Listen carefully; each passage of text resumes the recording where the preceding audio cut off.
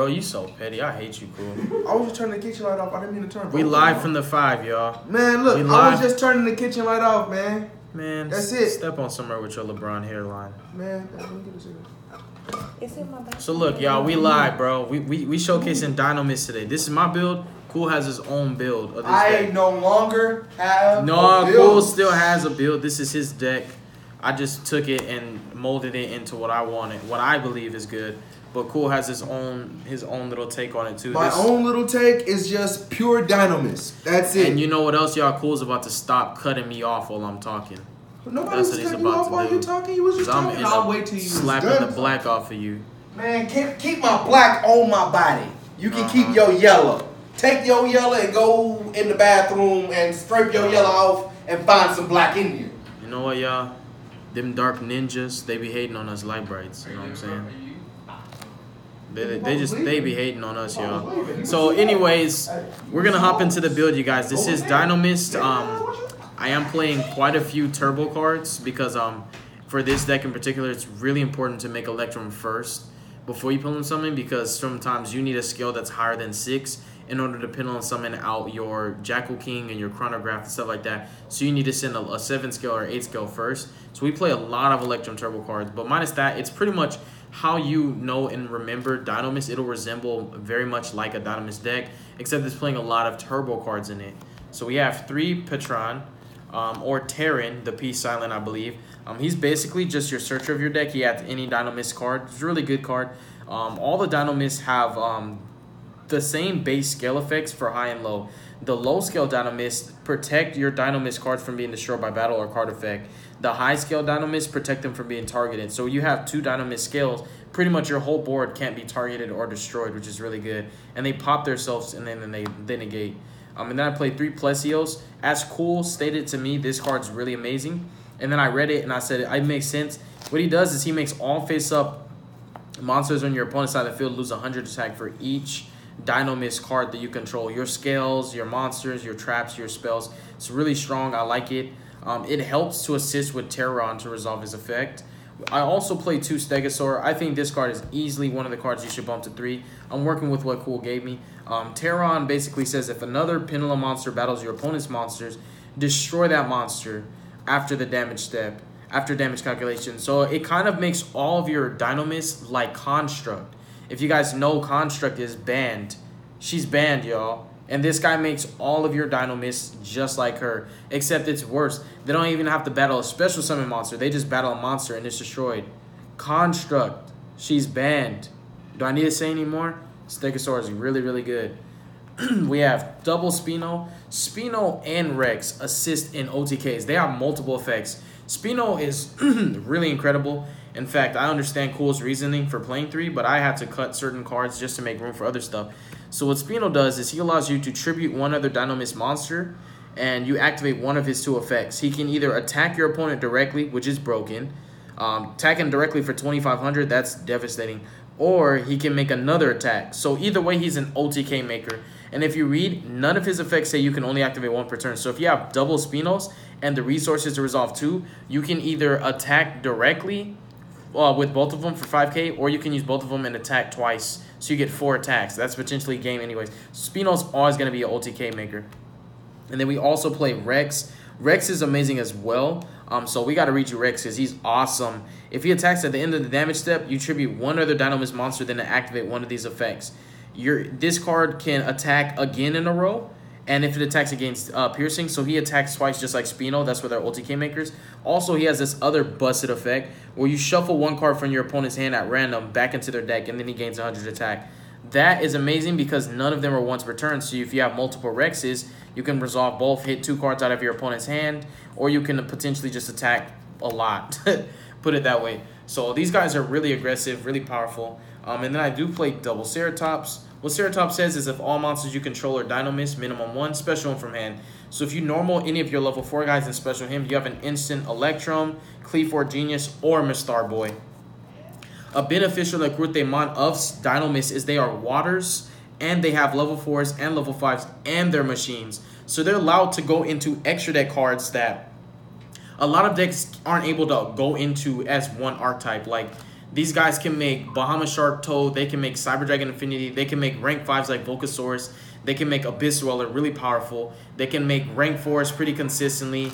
They can also go into Cleavar Genius and Mistar Boy. Like, they have a lot of different extra deck cards that only they can go into because they're waters and machines, and they have level 4s and level 5s, making them a very, very versatile archetype in the sense that the boards that they can make can be different every time. And I do play one Brachion. Brachion pretty much says if your opponent's monsters have higher attack than yours, you special him from the hand. I just like him because he helps you go in second and make your Electrums for your push. But he also counts to the names. We only play, I think it should be 15 Dinomist monsters. So that's it for the Dinomist. You don't really need to play 15, but I wanted to play a healthy amount because their trap is really busted. Then we have all of our turbo cards. We have triple Chronograph Sorcerer. We have triple Master Service. Whoops, he's mixed up. Whoops, whoops, whoops. Where's my Master Service at? Okay, there we go, there we go.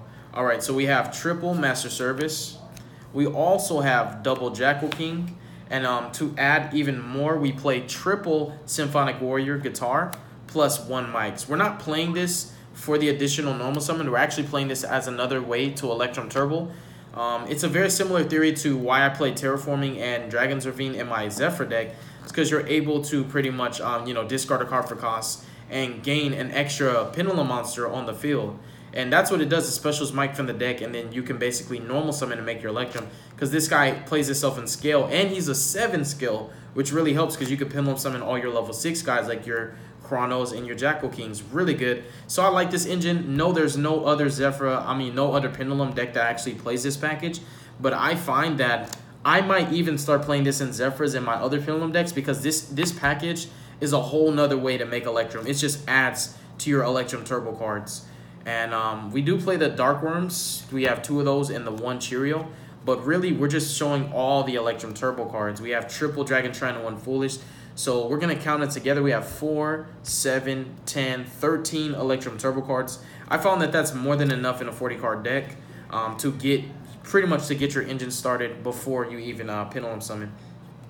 And the one-ofs are 1 Destrudo and 1 Time Gazer. I felt that you open with Foolish and Dragon Shrine sometimes, and it really helps to have an additional target. Sometimes you open with Dark Worm in your hand, and it's better to dump Destrudo and just normal the Dark Worm and still get the +1. So having the Destrudo just gives you an option to be a little bit more flexible, and then it gives you the higher ceiling to make bigger links like Link 4s, and also to get that extra negate, which is the Dawn Dragster. Then we have triple Dragon Shrine, the 1 Foolish that I explained earlier, triple Dinomist Charge.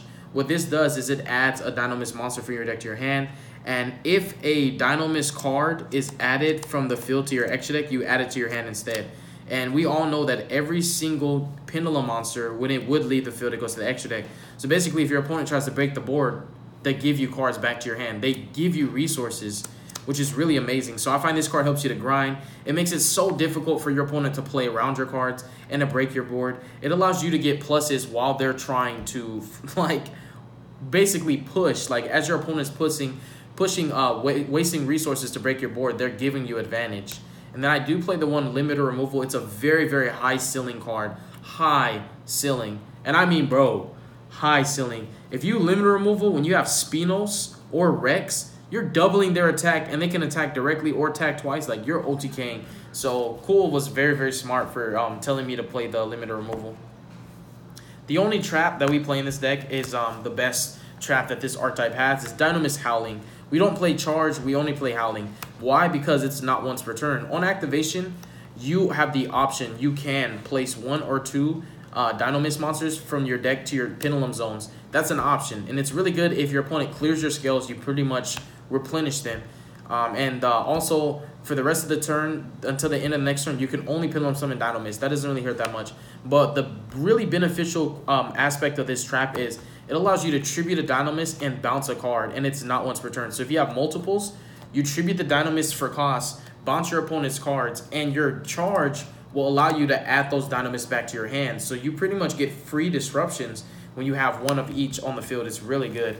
And they're searchable, but I still play them at 3 because they're, like I said, they're high ceiling cards. And that is the main deck. It's 42 cards if I'm not mistaken. It is Dinomist. It's pretty awesome. I'm really happy that Cool brought the deck here and showed me it because I was like, this deck is awesome. We have triple Electrum because we're turboing him. We have one Zephyr Metatron. We have Griffin. That's part of the boards that we make. We want to make the most powerful board that we possibly can turn one. Generate the maximum negations. We have Borreload because he's another high ceiling card. Electrum plus Chrono. If you just make Electrum and send a Chrono, you can make Borreload under pressure always. Chronograph's amazing. And then we do have some exclusive cards that the fact that this deck's able to play Cleave Genius and a Starboy really helps. Because if your opponent just so happens to Winter Cherries your Electrum, Ghost Reaper, you can just make these, and this is almost just as good as Electrum in a lot of situations. Genius is a powerful card. He really is. He even plays under pressure very well, and every time you Pendulum Summon, you get to search a Dinomist monster, the level 5 guys, which is really good. A Starboy just helps the OTK and just kind of, it gives you more of like a subtle, play. And I do play the Underclock, because this deck OTK is really, really good and really easy. If you like Underclock your Spinos, that's incredible. And I do play the Don Dragster for the Destrudo just to make more negates. We have Abyss Dweller. Abyss Dweller should actually be Bahamut Shark, but at the same time, we might be in a format where the Abyss Dweller is going to be helpful. But this is Bahamut Shark. I've lost my Bahamut Shark. I don't know where it is. So we have Bahamut Shark and Toad. I only play the one Toad because every time I resolve him, I just put himself back. Dinomist, you rarely even want to add one from grave to hand anyways, and there's not very many good Dinomists that you want to add back after you've already used the one. So we just use the same Toad, put itself back, and if Bahamut Shark's still there, we could special him again. And we also have Nova and Infinity. You can play Volcasaurus, a lot of generic rank 5s. This deck can do the most. And then we have Naruto as well. So that concludes the entirety of the deck profile. You guys should definitely check out Cool's build on it, because we have very different mindsets, and Cool is a very, very creative individual. The way that he thinks, really, it just it's unlike any other. You guys have to understand. You have to appreciate when you can actually acknowledge that somebody's a genius and doesn't even know it. And I think that you guys really should check out some of Cool's builds, because like while he doesn't have high faith in himself, he's a really, really good duelist. He just doesn't know it. And you guys should just check out his build on Dinomist. This is his deck. He knows it better than I do. So you guys will get better and more in-depth and thorough explanations from him than you can get from me, because he has more knowledge and experience. But that is all that I have for you guys. Thank you so much for watching the video. God bless you. Make good choices. Don't hurt your brain cells. Stay tuned for future content, and Carthage must be destroyed. Peace out, y'all.